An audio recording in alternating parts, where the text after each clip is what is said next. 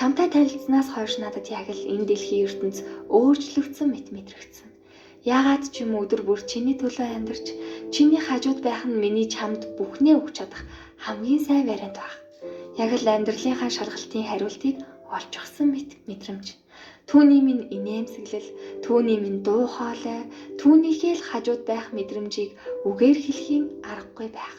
Шөнийн түнэр харанхуйг гийгүүлэн түмэн одод анивчхад одод хэрвээ миний хүслийг сонссон бол үрд мөнх оддын шивнийг сонсож түүнтэй баймаар.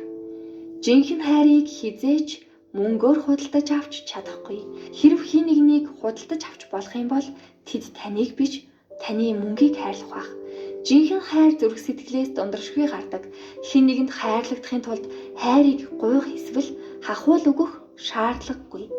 Амьдрал юун дээр тогтож байгаа юм бол атханд минь багтах мөнгөндөө, аз жаргалтай дурлалдөө, аль эсвэл өөр нэгэн зүйл дээр тогтож байгаа болов уу?